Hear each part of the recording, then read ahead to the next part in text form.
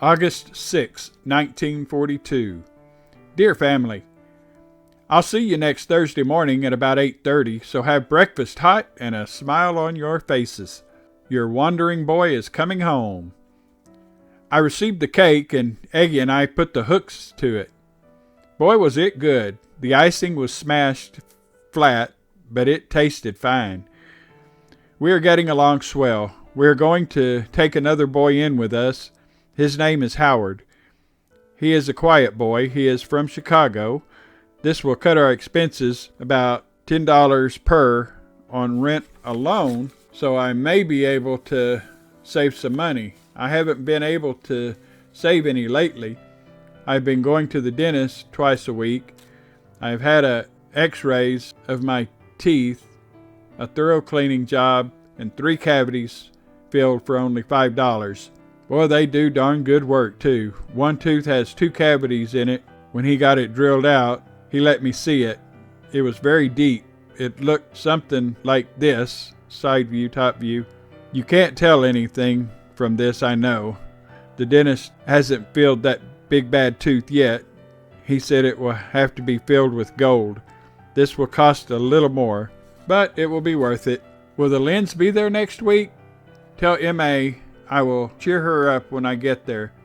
I am taking 2.5 days sick leave to come home. I will have to think up a good illness for my application. You get busy on that scrapbook.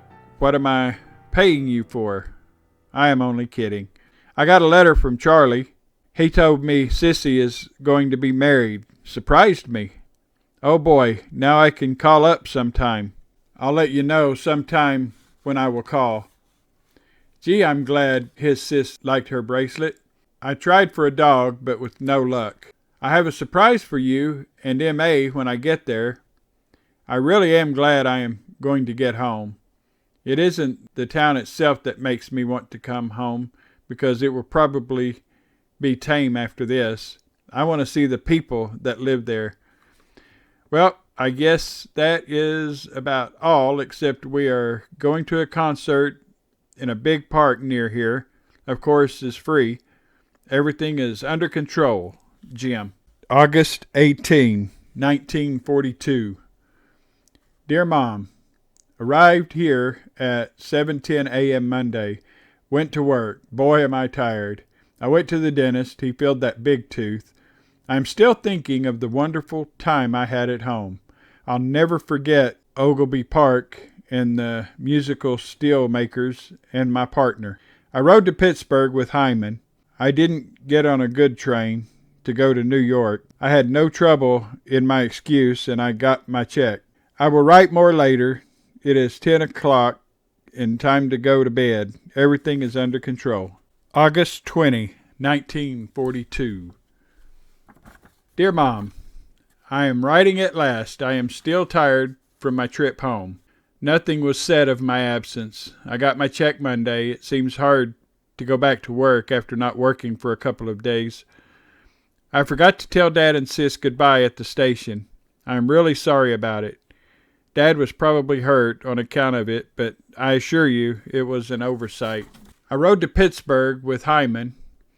I thought that I would be able to get on a streamlined train, but I didn't. The windows on this train were stuck up about a half an inch, and the cinders from the train were all over my pants, and some were in my hair.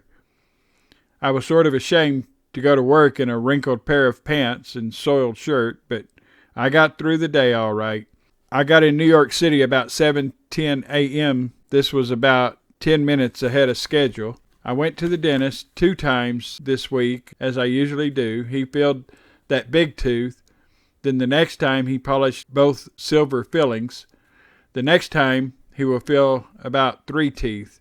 It seems like a slow process, but I guess that is a good sign. If he goes slow, he will do a good job. Howard is now living with us. He seems to be a nice guy. Last night I went to a stage play by Jupiter starring Ray Bolger and Constance Moore. You've probably seen her in the movies. Boy, it was good. Last night I fixed supper by myself. I bought 2 nice slices of ham. I fried these, made some gravy with the grease, and poured it over the ham. I made some mashed potatoes. We had carrots, celery, and cucumbers, and onions in the vinegar. This was quite a meal. I'll never forget that Saturday night at home. Boy, we really had fun at the park. It is nice to go out in a crowd like we did. The more I look at the baby picture, the better I like it. I think I'm going to find a nice clothing store and get a sport coat and a nice pair of pants on credit. It will be easier to buy them that way. Do you think that would be all right? I want to look nice when Mary comes up here. Boy, I can't hardly wait. Well, I will close this for this time. Everything is under control. Jim. I would be glad if you could come up sometime too. August 25, 1942. Dear Mom, how you doing? I know you're all okay. Delmar, Eggy to me, left for South Dakota Wednesday night at 11:40. Howard is still in Chicago, so I am by myself, but only till Sunday. Howard will be back then. The first day without Eggy was the worst. Now I am getting along okay by myself. They have moved the office all around. Practically everyone got raises, and they changed the positions of the desks. I haven't heard any more of my transfer. You ask about my typewriter. I wrote to the Smiths telling them to send it home. I wouldn't want it here as things are so indefinite. I'm not worried about M.A. You may be sure of that. I still have a soft spot in my heart for her, but two can play a game like that. There's plenty of nice girls here. Several work at the office. There is a nice steno to whom I dictated this day. There is another nice girl that sits just across from me. No, Mom, women are the least of my worries because I guess they are all born heartbreakers, and I want my heart intact when the right one comes along. I just got back from the show. I saw a very emotional picture, The Big Street. Boy, was it good. It took place in New York. I haven't been down to Uncle Richard's since my return. I'm going to go down there one of these days. Just think, after next pay, I will have a $50 bond paid for. That must have been some parade you had. I'm saving my money for my income tax. It will be pretty high, I think. Just think, it will be my first time to pay. Oh boy, in a way. Take it easy. Everything is under control. Your son, Jim. It is about 11 p.m., and I am very tired. I got a letter from Sam. He is in Norfolk. August 26, 1942. Dear Mom, quite a bit has happened since my last letter. We went to another concert. It was very good. Sunday night, Mrs. Mitchell, our landlady, gave each of us a ticket to the Texaco Star Theater. It is broadcast from the CBS Radio Theater at 53rd and Broadway. You've probably heard it. Al Goodman's orchestra with Jane Froman announced by Jimmy Wallington. It was very good. It is presented in a very beautiful theater. Sam has to go to the Navy the 1st, so he went home last Tuesday. Wirt and I went over to the station with him. He is going to come back up here and get inducted at 8 o'clock at night. He will get on the train and be gone. Wirt is still here and doesn't know when he will have to go. Well, anyway, Wirt, Don, and I, after seeing Sam off, we walked around. We walked down to Times Square window shopping when all of a sudden we heard air raid sirens. The lights started blinking out, and we ran in a big building. We had been caught in an unexpected test air raid and blackout. It lasted 45 minutes. It was very interesting. Then, from where I was standing, I could see the moon. It started blacking out too. We started home. By the time I got home, the moon was all gone. You have probably heard of it. It was a total eclipse of the moon. Wednesday, a couple of friends of mine and I went up to Central Park Mall at 72nd Street where they were having a bond rally. And who do you suppose was there? Bud Abbott and Lou Costello. Boy, it was good. And to my surprise, whose orchestra should they have but Phil Spitalny and his all-girl orchestra? Boy, I was darn glad that I went. The Little Flower was there. LaGuardia was there. That is who the Little Flower is. Aggie wrote to South Dakota to get a transfer, and what do you think? He got it. He is going, but he don't know when.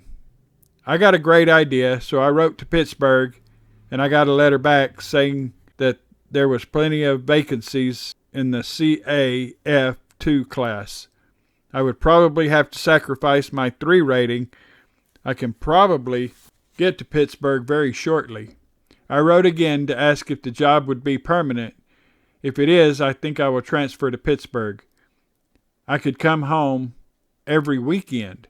Rent would be more reasonable than here. What do you think about it? I want your opinion. I won't take the job if it isn't permanent, but I really don't know what to do. Don't say anything to anyone yet. If I would go to Pittsburgh, Mary would not get to come to New York City this year. Say, maybe she could come up before I would leave. I better wait till I find out for sure. Well, I will close for this time. Everything is under control. Jim. I sent for some tickets for the Major Bowles program, so next Thursday we are going to go see the program. Tell everyone I said hi.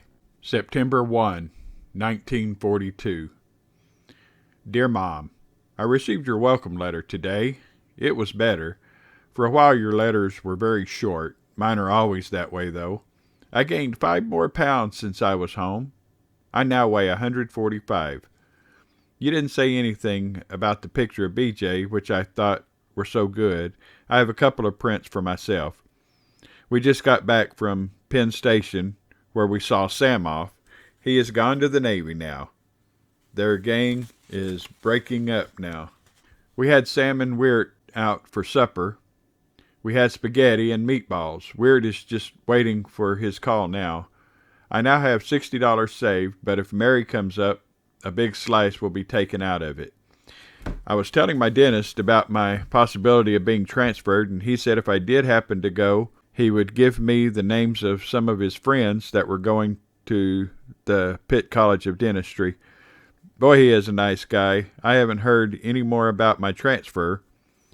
Did you hear on the radio about the National Tennis Tourney? It is held here in our magnificent Forest Hills tennis courts.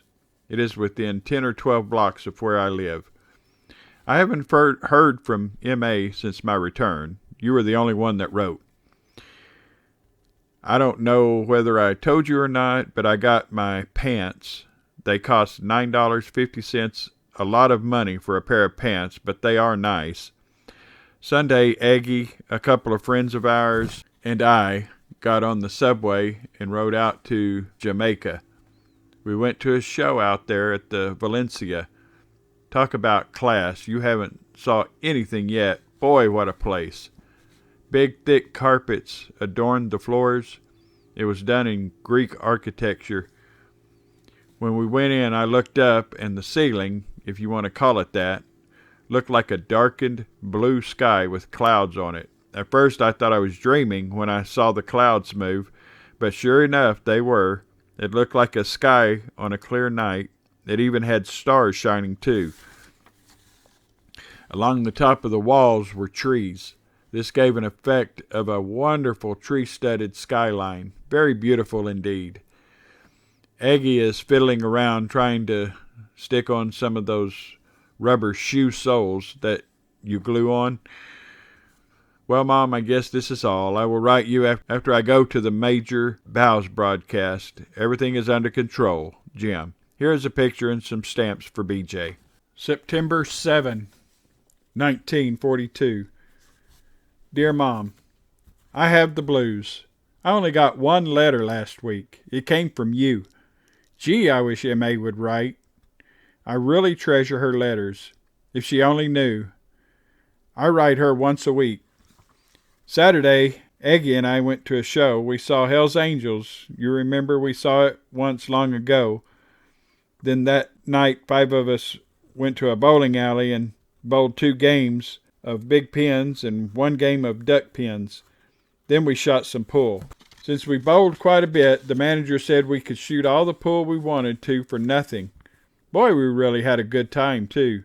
Sunday, we fooled around practically all day. Then we went to Manhattan to Times Square. We went to the Rivoli Theater and saw Wake Island. It cost us 99 cents. Quite a bit, huh? It really inspires young people like me. It makes you rather uncertain what to do. If you think you can take it, try to see the picture. It sort of wakes a person up. And brother, we really need to be woke up. Suddenly and definitely. I am now listening to Charlie McCarthy. Boy, is he crazy. Did you hear him? How's my dad and sis? And how are you? Are you feeling better? Gee, I hope I have the blues or something. I wish you would write more often. I wish M.A. would write. I guess she would be happier with some guy at home rather than a dope like me. It seems I don't feel right when I go out with other girls. Oh, I guess I just have the blues. I think that is all. Everything is under control. Jim. The squeaky door is now starting. Oh boy. September 15, 1942. Dear Mom, how you doing? I'm doing okay now. I lived with myself till Monday night. Howard got in at that time. I bowled Saturday after work. Then Don, a guy from the office, came over and had supper with me. Sunday I went up to some guy's house. We went out for a walk. We went over to Mayor LaGuardia's home. It is called the Gracie Mansion. It is built of white material. It is very beautiful. I only wish I would have had my camera with me. Oh yes, Saturday we were walking up Broadway. We walked past Dempsey's Bar.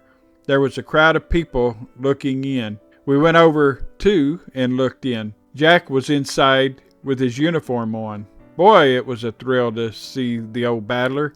I still can't believe it about Mary, but on the other hand, she hasn't written since I have been back. The next time I come home, I want to take Virginia Oliver out. I think she will go out with me, don't you? I am sending you the program of the last concert that I saw and attended. I still miss Aggie quite a bit. I bought a new book on aviation for him. I wrote in the front, "To a good egg from a bad one." He almost cried when I gave it to him. That is what hurts. I think he would rank among Palsy Paul and Nelson easily. We're at his home on vacation. When he comes back, he will have a week, then he will be gone to the Navy. Howard and I are going to find out about officers' candidate school.